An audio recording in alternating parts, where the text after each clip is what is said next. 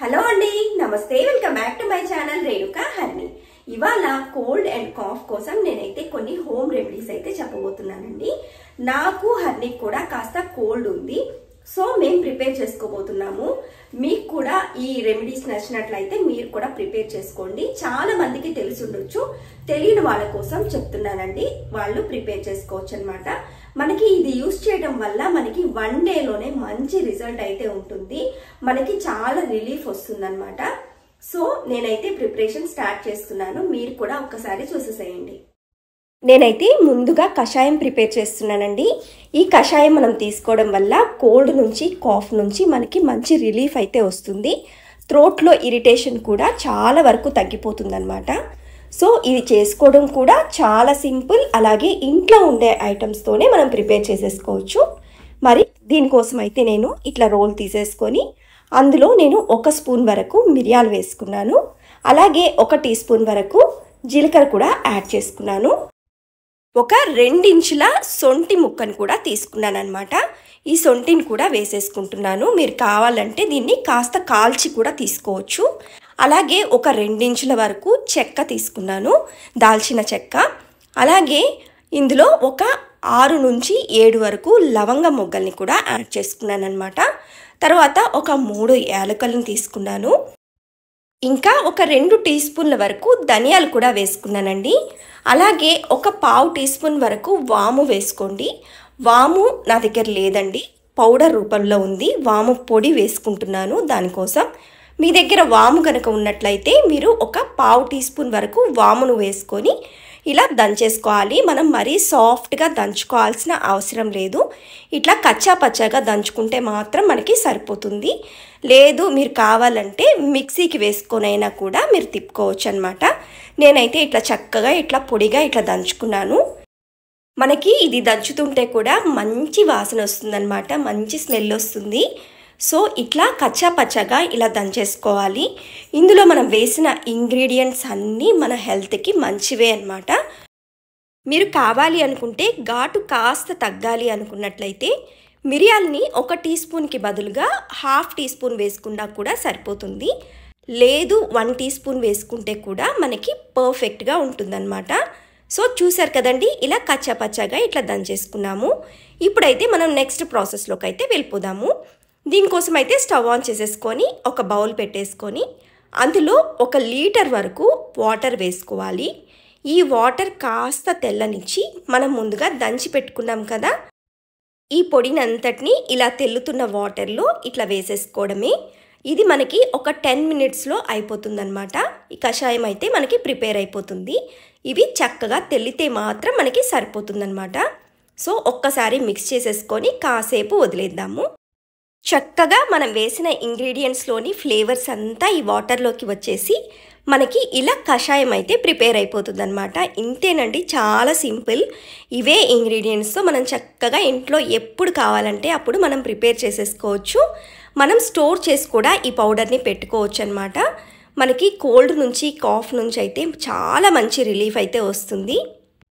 నేనైతే stove off చేసేసుకుంటున్నానండి. చక్కగా వీటిని వడకట్టేసుకొని తాగేసేయచ్చు. కావాలి అనుకుంటే కాస్త సాల్ట్ వేసుకొని తాగినా కూడా బాగుంటుంది. లేదు అలాగే అయినా తీసుకోవచ్చు.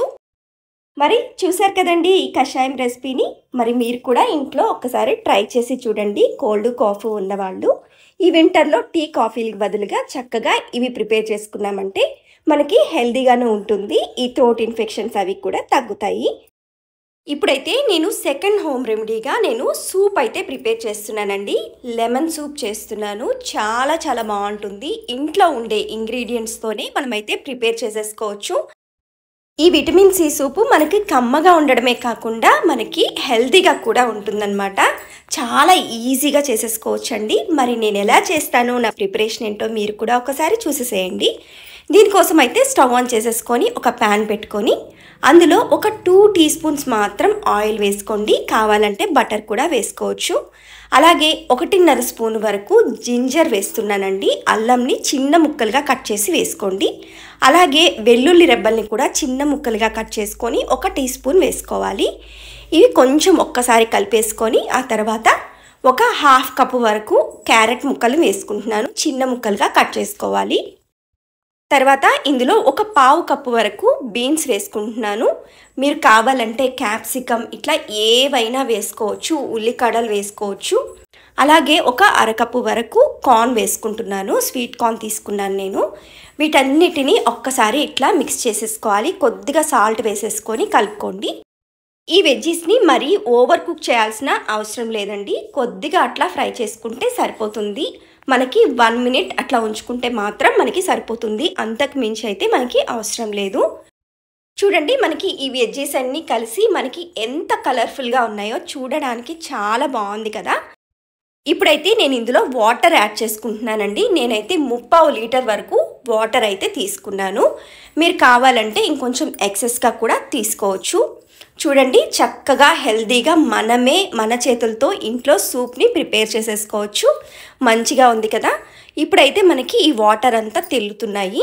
ఇందులో మనం సాల్ట్ కూడా యాడ్ చేసుకోవాలి కొంచెం. అలాగే నేను కొత్తిమీర కూడా కొద్దిగా యాడ్ చేసుకుంటున్నాను.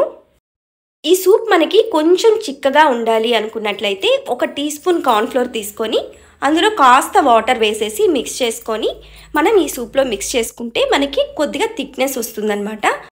మనకి సూప్ తాగడానికి కూడా బాగుంటుంది. అలాగే ఇందులో నేను పెప్పర్ పౌడర్ వేస్తున్నానండి. ఒక 1/2 టీ స్పూన్ వరకు వేస్తున్నాను. మీ స్పైస్కి తగ్గట్లుగా మీరు వేసుకోవచ్చు. అలాగే ఈ కార్న్ఫ్లోర్ కలిపిన వాటర్ని కూడా వేసేసి ఒక్కసారి అట్లా మిక్స్ చేసేసుకున్న తర్వాత మనకి చూడండి కాస్త చిక్కగా ఉంటుంది. మరీ ఎక్కువ వేసామంటే మరీ చిక్కగా ఉంటుంది. సూప్ తీసుకోవడానికి అంత బాగోదన్నమాట. మనకి సూప్ ఈ థిక్నెస్లో ఉంటే మనకి పర్ఫెక్ట్గా వచ్చిందనమాట. సో ఇప్పుడైతే మనం సాల్ట్ కానీ పెప్పర్ కానీ మనం ఎంత క్వాంటిటీలో మన టేస్ట్కి తగ్గట్లుగా కావాలో అంత వేసుకుంటే సరిపోతుంది. చూడండి, మనం ఇప్పుడు కలిపేసాం కదా, చక్కగా ఒక 5 మినిట్స్ పాటు మంచిగా దీన్ని తెల్లనివ్వాలి. 5 మినిట్స్ తర్వాత మనం స్టవ్ ఆఫ్ చేసేసుకుంటే సరిపోతుందన్నమాట.